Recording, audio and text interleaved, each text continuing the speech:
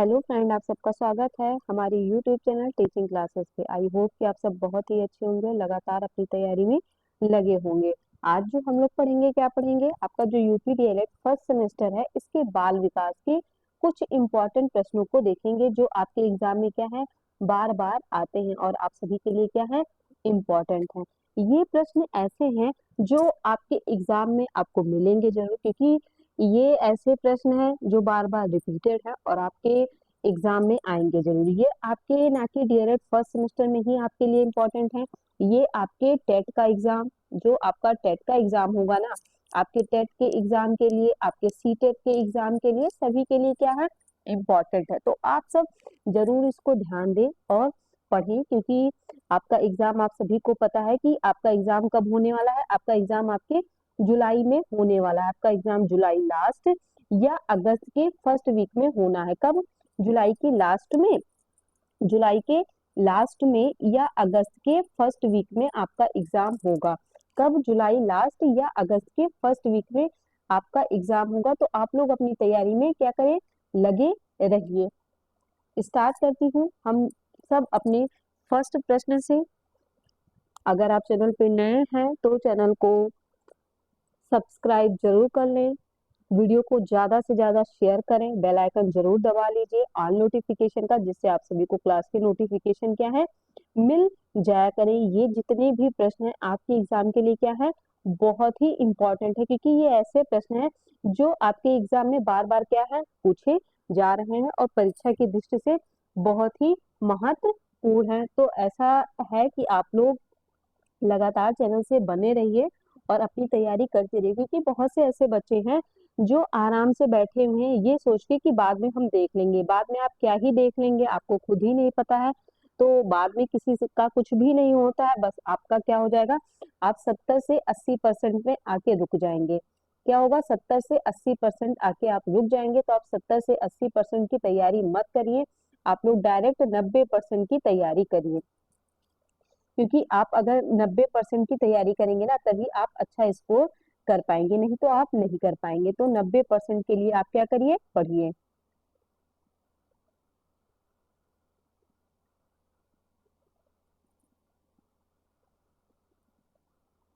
कितना, कितने के लिए पढ़ना है, 90% के लिए आप लोगों को तैयारी करना है। स्टार्ट करते हैं हम लोग अपने फर्स्ट प्रश्न से। हम लोग का जो फर्स्ट प्रश्न है कि बालक का क्या है, बालक का विभाजन कितनी अवस्थाओं में किया जाता है। बालक का जो विभाजन है वो कितनी अवस्थाओं में किया जाता है।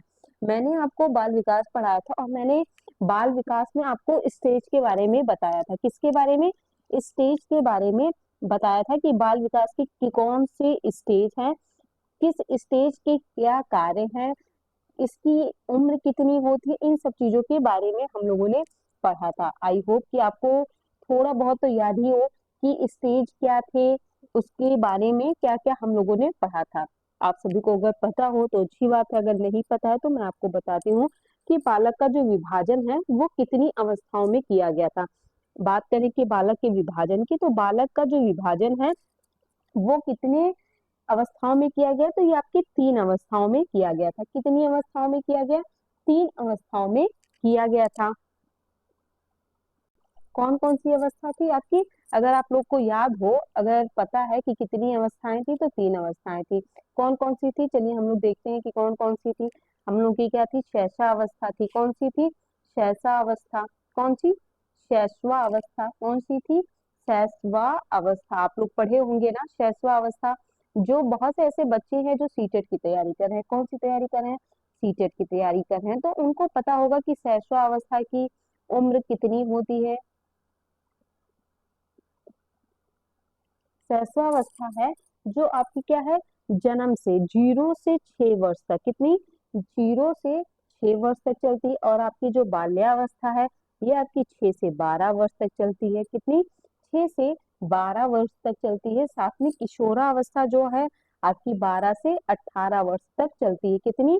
12 से 18 वर्ष तक ये अवस्था आपकी चलती रहती है। तो ये है कुछ, क्या है, बाल्य विभाजन की 3 अवस्थाएं हैं। क्या है? अवस्थाएं हैं, ये इसी के अकॉर्डिंग चलती है। किसके अकॉर्डिंग? बाल विभाजन का कितनी अवस्थाओं में किया गया, तो 3 अवस्थाओं में किया गया। ये आपके क्या है, स्टेज है, इन्हीं के अनुसार क्या है, इनका विभाजन किया गया है। हम लोगों ने जब चैप्टर वाइज चीजों को देखा था तो बहुत ही अच्छे से मैंने इन सारी चीजों को क्या किया था, डिफाइन किया था कि कौन सी एज है, कितनी एज में किस एज की क्या स्टेज है, इन सब चीजों के बारे में हमने पढ़ा था। ये हमारी क्या है, बाल्यावस्था। क्या है, बाल्या बाल्या अवस्था।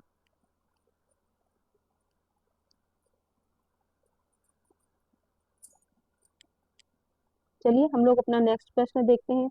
बालकों को पूर्वजों से प्राप्त गुण कहा जाता है। आपके जो बालक हैं उनके पूर्वजों से जो प्राप्त गुण है वो क्या कहे जाते हैं, बालकों को पूर्वजों से प्राप्त गुण को कहा जाता है। देखिए जो आपके पूर्वज से आपकी चीज आपको प्राप्त हो रहा है वो क्या है, जो आपके पूर्वजों से आपको प्राप्त हो रहा है वो क्या है, आप हमें खुद बताइए कि जो गुण आपके पूर्वज से आपको मिल रहे हैं। जैसे बहुत से ऐसे बच्चे हैं इनको बचपन से ही कुछ चीजें मिली रहती है और कहते भी हैं लोग कि ये अपने दादा बाबा से ये सारी चीजें पाए हैं। तो क्या वो परिपक्वता है, या वातावरण है, या आत्म क्षण है, या वातावरण है, परिपक्वता है, या अनुवांशिकता है। जो बालकों को अपने पूर्वजों से प्राप्त होता है ना वो क्या होता है, अनुवांशिकता होता है। क्या होता है, अनुवांशिकता होता है। क्या होता है, अनुवांशिकता होता है। बालकों को जो अपने पूर्वजों से प्राप्त गुण को क्या कहा जाता है, अनुवांशिकता कहा जाता है।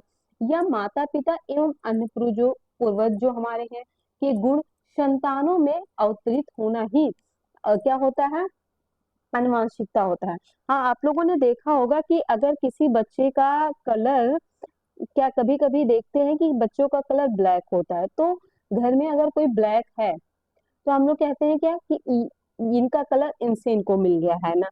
अगर किसी बच्चे का बाल क्या है, घुंघराला है, और घर में किसी और भी का बाल घुंघराला अगर रहा है तो हम लोग क्या कहते हैं, उनसे इनको ये गुण मिल गए। तो ये सब क्या है, हेरिडिटी, आंखों का रंग, बालों का रंग, है ना। आपकी पर्सनालिटी, कभी कभी आप पर्सनालिटी से ज्यादा आपकी हाइट, है ना। कुछ चीजें क्या है आपके अनुवांशिकता से मिल गए। यहाँ तक कि आपके बैठने बात करने का तरीका, है ना, आपकी टीचिंग, आपके पढ़ने का स्टाइल, आपका प्रोफेशनल, ये सारी चीजें कहाँ से आपको मिली, अनुवांशिकता से मिली, हेरिडिटी से ये सारी चीजें मिली। पूछा भी गया है कि आप अगर आपने सीटेट दिया होगा तो आपको पता है कि आंखों का रंग किसके अकॉर्डिंग है, या अनुवांशिकता के अकॉर्डिंग है, या वातावरण अनुवांशिकता से प्राप्त है, या वातावरण से प्राप्त है। ऐसे ही दो ऑप्शन और थे। तो अगर आंखों का रंग पूछ लिया जाए, बालों का रंग पूछ लिया जाए ना, तो ये सारी चीजें क्या है, आपको अपनी हेरिडिटी से मिलती है। कहाँ से मिलती है, हेरिडिटी से मिलती है। ये आप सभी के लिए हो गया। नेक्स्ट हम लोग प्रश्न को देखेंगे कि बुद्धि के समूह कारक सिद्धांत का प्रतिपादन किसने किया। तो जो बुद्धि के आपके समूह कारक हैं इसका प्रतिपादक किसने किया, बुद्धि के समूह कारक का सिद्धांत जो आया उसके प्रतिपादक कौन है। तो जो आपके कौन है, थ्रस्टन है। कौन है, थ्रस्टन है। इन्होंने क्या किया, बुद्धि के समूह कारक सिद्धांत का प्रतिपादन किया। आपके लुई, इनका पूरा नाम क्या है, लुई लियोन। क्या है, लुई, नाम देख लीजिए एक बार अच्छे से, क्या है, लुई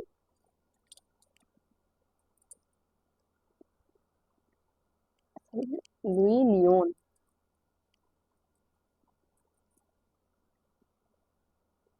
ये क्या है, इन्होंने बुद्धि के समूह कारक सिद्धांत का प्रतिपादन किया।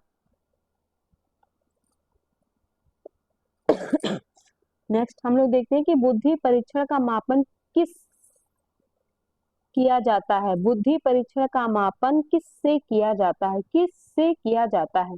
आपकी जो बुद्धि परीक्षण है ना इसका मापन किससे किया जाता है, तो ये भाटिया बैटरी किसने किया, बुद्धि परीक्षण का मापन किसने किया। यहाँ पे हो जाएगा किसने किया। कभी कभी अगर टाइपिंग एरर हो जाए तो आप लोग इस पे ध्यान मत दीजिए, शब्दों पे ध्यान दिया करिए। किस पे, शब्दों पे सिर्फ ध्यान दीजिए। किसने किया, भाटिया बैटरी ने। किसने किया, भाटिया बैटरी के द्वारा बुद्धि परीक्षण का क्या किया गया, मापन किया गया था। भाटिया बैटरी के द्वारा क्या किया गया था, बुद्धि परीक्षण का मापन किया गया। अगर इसकी हम व्याख्या देखें, थोड़ा बहुत जाने कि भाटिया बैटरी ने किस सन में क्या चीजें की थी, तो चलिए देखते हैं। भाटिया बैटरी क्या था कि परीक्षण बुद्धि का एक प्रदर्शन परीक्षण है ना। जो सीएम भाटिया, किसने, सीएम भाटिया, ये बस जान लीजिए कि ये बुद्धि के कौन थे, सीएम थे, CM, CM Bhatia, CM Bhatia द्वारा 1955 में, कब, 1955 में, 1955 में विकसित किया गया। विभिन्न पैटर्न वाले कार्ड इसमें क्या थे, शामिल थे। नेक्स्ट हम लोग देखते हैं प्रयास एवं त्रुटि सिद्धांत के प्रतिपादक कौन है। प्रयास एवं त्रुटि का सिद्धांत किसने दिया, तो प्रयास एवं त्रुटि का सिद्धांत किसने दिया, थर्नडाइक ने दिया था। किसने दिया था, थर्नडाइक ने दिया था। प्रयास एवं त्रुटि के सिद्धांत के प्रतिपादक कौन है, एडवर्ड थर्नडाइक, जो यह दर्शाता है कि शिक्षण उद्दीपक और अनुक्रिया के बीच का संबंध है। प्रयास एवं त्रुटि सिद्धांत के प्रतिपादक कौन है, ये आपके थर्नडाइक हैं। नेक्स्ट प्रश्न हम लोग देखते हैं। ये प्रश्न क्या है, आप सभी के लिए इंपॉर्टेंट है, मैं बार बार कह रही हूँ। ये प्रश्न आपके टेट का एग्जाम जो आने वाला है, आपके सीटेट का एग्जाम जो होने वाला है, इन सभी के लिए क्या है, इम्पोर्टेंट है। तो आप सब लगातार अपनी तैयारी में लगे रहिए और तैयारी करते रहिए, स्किप मत करिए इन सब चीजों के लिए, क्योंकि ये सारी चीजें क्या है, बहुत ही इम्पोर्टेंट है। हम लोग देखते हैं अपने नेक्स्ट प्रश्न को कि केंद्रीय प्रवृत्ति का मापन नहीं है। आपकी केंद्रीय प्रवृत्ति जो है इसका क्या मापक नहीं है, तो आपके जो केंद्रीय प्रवृत्ति है इसका मापक क्या नहीं है, आप लोग मुझे बताइए। तो इसका मापक प्रसार नहीं है। क्यों नहीं है, तो इसको भी जानते हैं, केंद्रीय प्रवृत्ति का मापक प्रसार नहीं है।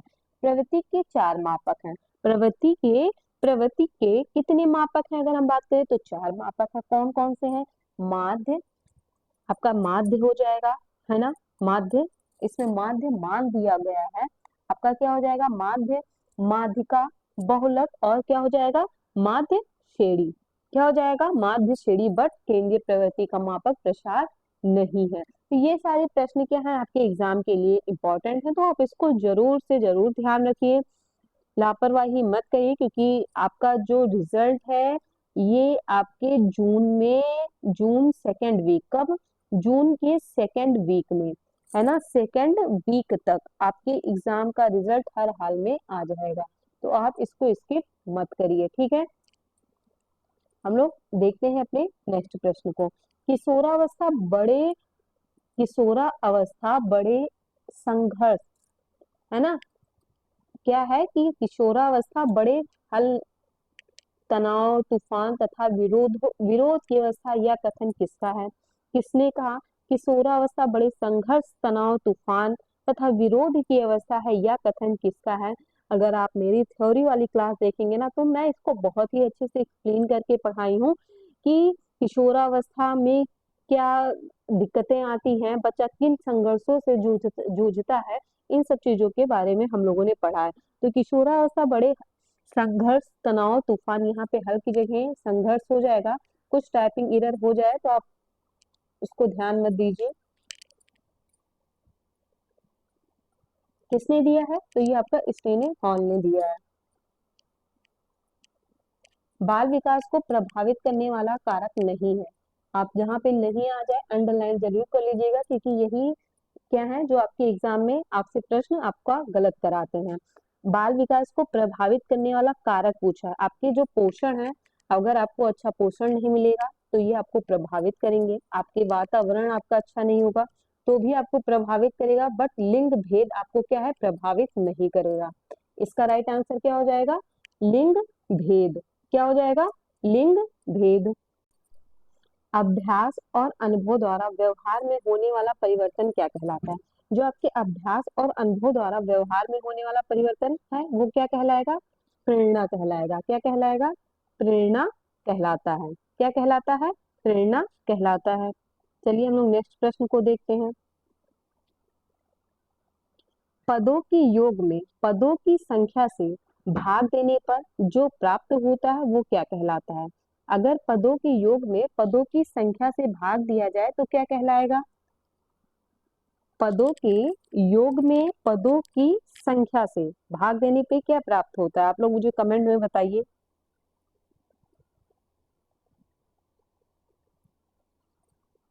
माध्य कहलाएगा। नेक्स्ट प्रश्न हम लोग देखते हैं, बालकों में स्वतंत्रता की आकांक्षा किस अवस्था में प्रबल होती है? कौन सा ऐसा स्टेज है जिसमें स्वतंत्रता की आकांक्षा प्रबल होती है?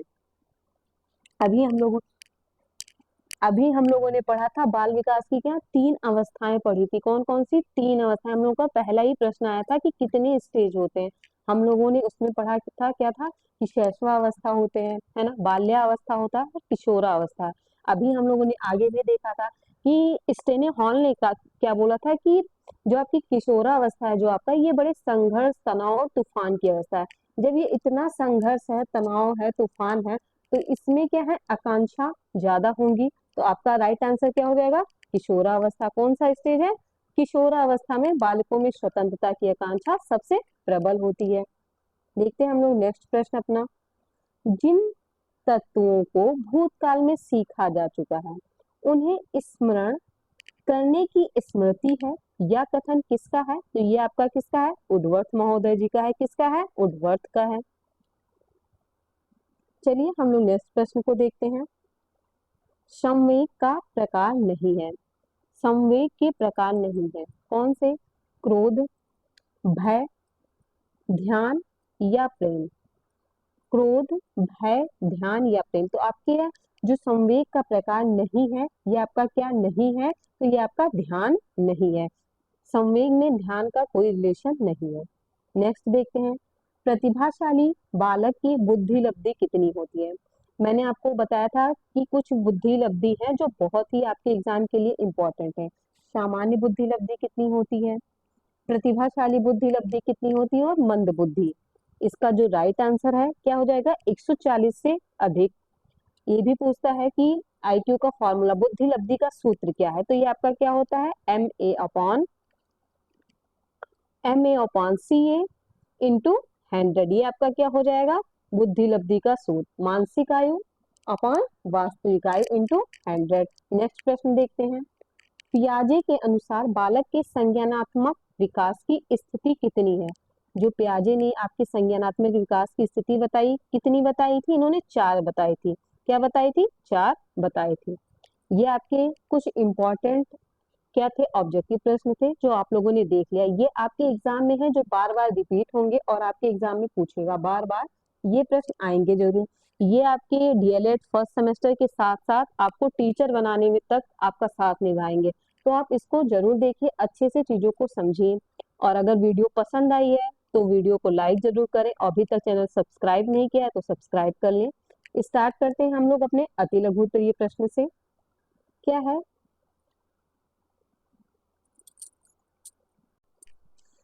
हम लोग का जो फर्स्ट प्रश्न है क्या है?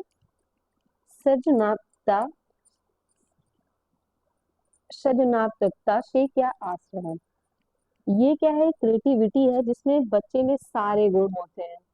ये गॉड गिफ्टेड बच्चा होता है। क्या है? यह एक मानसिक सक्रिया है, संक्रिया है, जो भौतिक परिवर्तनों को जन्म देता है। क्या करता है? जो भौतिक परिवर्तन है ना, जो आपके अगल बगल जो आपके इन्वायरमेंटल चेंज है, वो उसके अकॉर्डिंग ढलने के लिए क्या देता है? मनोबल देता है, जो आप उसके अकॉर्डिंग क्या कर से एडजस्ट कर पाए। जिन बच्चों में सृजनशीलता की क्या है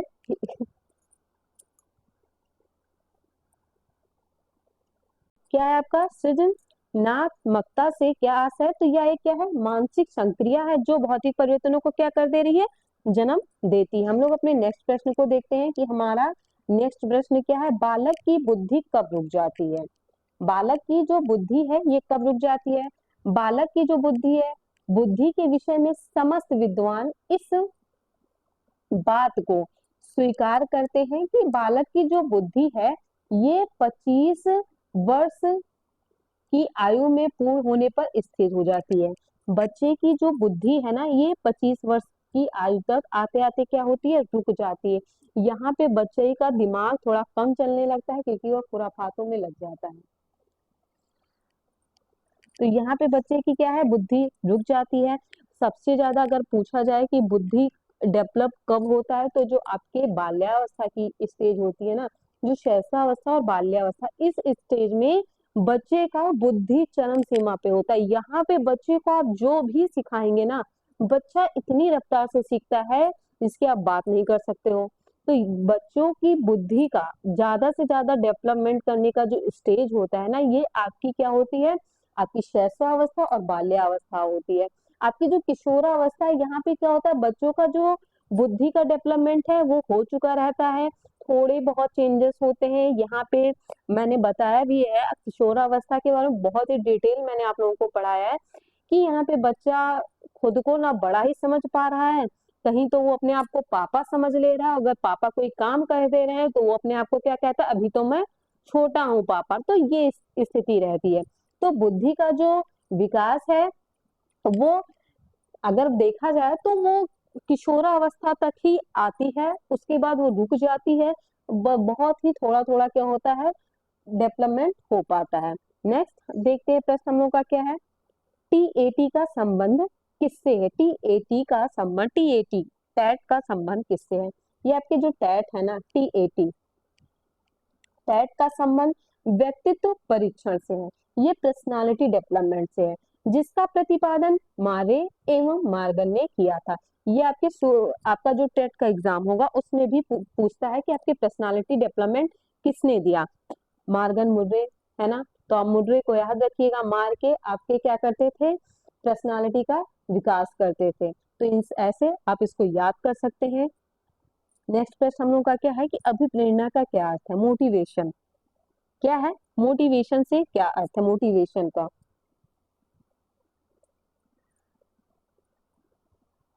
मोटिवेशन का क्या अर्थ है देखते हैं हम लोग।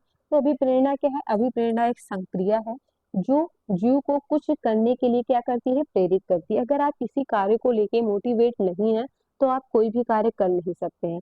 आपका मोटिवेट रहना बहुत जरूरी है किसी भी लक्ष्य को प्राप्त करने के लिए, कुछ बनने के लिए। अभिप्रेरणा का अर्थ क्या है कि किसी व्यक्ति के लक्षण मुक्त व्यवहार को सक्रिय या ऊर्जान्वित करना है। क्या करना है, ऊर्जा देना है, बल देना है, जिससे क्या है, आप मोटिवेट रह सके, उस कार्य को कंप्लीट कर सके। अगर आप ऊर्जावान हैं तभी आप उस कार्य को कर पाएंगे, नहीं तो आप नहीं कर पाएंगे। तो किसी भी कार्य को करने के लिए आपका अभिप्रेरित होना बहुत जरूरी है। आपके अंदर अगर आप मोटिवेशन है तभी उस कार्य को आप कर पाएंगे, नहीं तो नहीं कर पाएंगे। देखिए अभिप्रेरणा का अर्थ क्या है, कि अभिप्रेरणा का अर्थ है किसी व्यक्ति के लक्षण मुक्त व्यवहार को सक्रिय या ऊर्जान्वित बनाना है।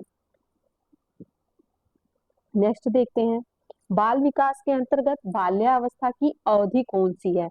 स्टार्टिंग में मैंने आपको बताई थी स्टेज के बारे में, कहा पहला ही क्वेश्चन हम लोग का था, क्या था, आप लोग मुझे बताइए कमेंट में जल्दी से कि पहला ही क्वेश्चन हम लोगों ने पढ़ा था, क्या पढ़ा था, जल्दी से कमेंट में बताइए।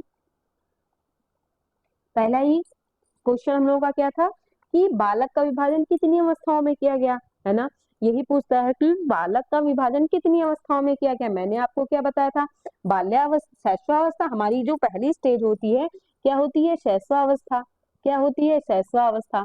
आप ऐसे इसको ये ध्यान दीजिए, मेरे बातों पे, मेरे शब्दों पे ध्यान दीजिए कि पहला स्टेज हम लोग का क्या था, शैशवावस्था, जो कहाँ से चलता है, जन्म से 6 वर्ष।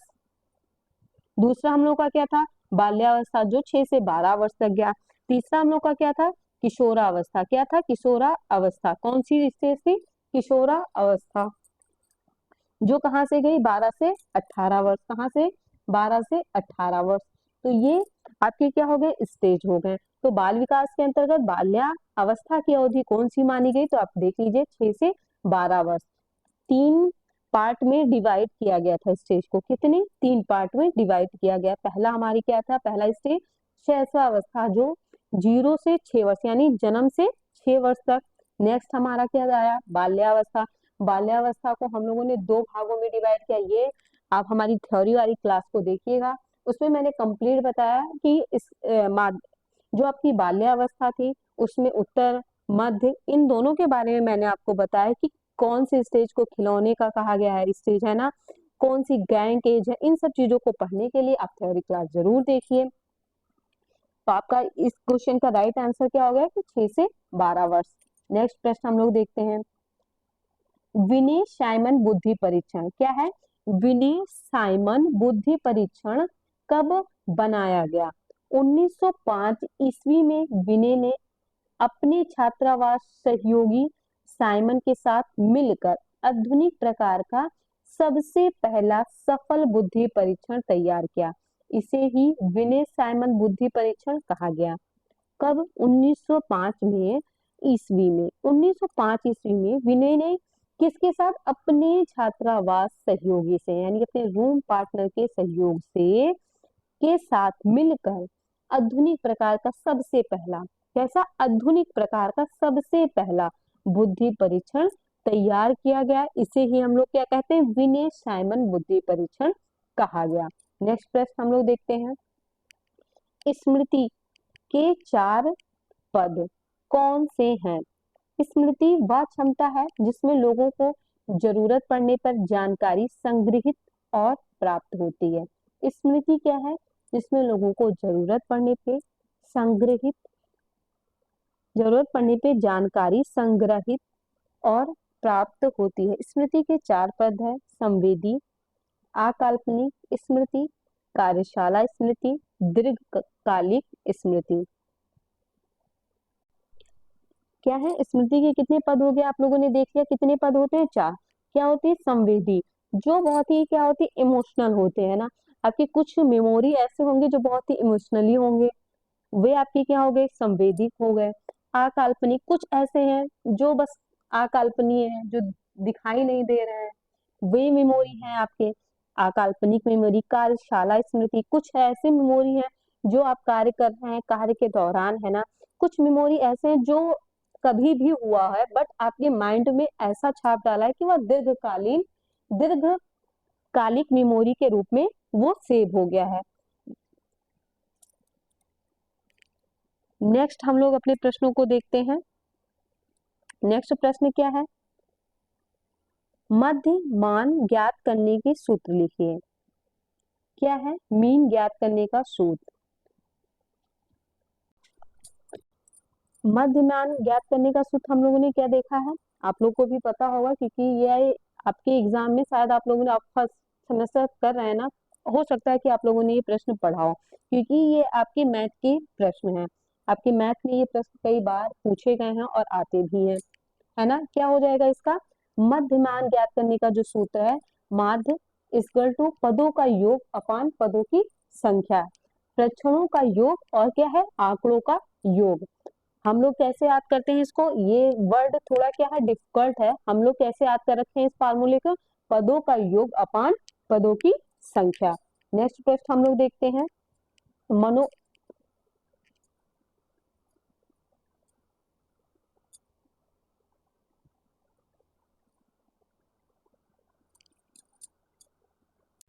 हम लोग का नेक्स्ट प्रश्न क्या है कि मनोवैज्ञानिक कौन है? डॉक्टर जोन्स ने। कौन? मनोवैज्ञानिक डॉक्टर जोन्स ने बाल विकास को कितनी अवस्था में विभाजित किया? नाम लिखिए। मनोवैज्ञानिक डॉक्टर जोन्स ने बाल विकास को कितनी अवस्था में विभाजित किया? नाम लिखिए। मनोवैज्ञानिक डॉक्टर जोन्स ने बाल विकास को 5 अवस्थाओं में बांटा, नवजात शिशु, बच्चा, प्री स्कूल और स्कूल आयु। इन्होंने कितने?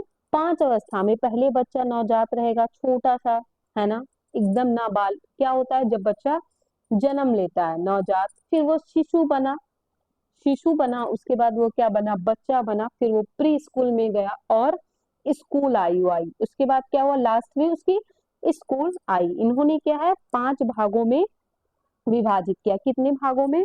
5 भागों में मनोवैज्ञानिक डॉक्टर जोन्स ने बाल विकास को कितनी अवस्था में विभाजित किया? 5 अवस्थाओं में विभाजित किया।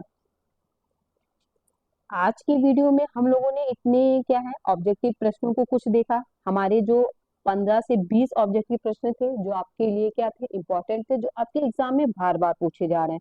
तो 15 नंबर हम लोगों ने यहाँ से कंफर्म किए। आपके अति लघु प्रश्नों को कराया। मैक्सिमम 5 से 6 प्रश्न हम लोगों ने यहाँ से 5 से 6 नंबर आपके पक्के किए। तो ये प्रश्न है जो आपके एग्जाम के लिए बहुत ही इंपॉर्टेंट है। आप इसको हल्के में मत लीजिए, क्योंकि आपका एग्जाम जुलाई लास्ट या अगस्त के फर्स्ट वीक में होना ही होना है। तो आप लोग लगातार अपनी तैयारी में लगे रहिए, तैयारी करते रहिए और पढ़ते रहिए। आगे हम लोग नेक्स्ट प्रश्न से इसी वीडियो को स्टार्ट करेंगे। जो हमारे बचे हुए प्रश्न हैं हम लोग नेक्स्ट वीडियो में क्लास को करते हैं। अगर आप चैनल पे नए हैं तो चैनल को सब्सक्राइब जरूर कर लें। मिलती हूँ आप सभी से नेक्स्ट वीडियो में। धन्यवाद।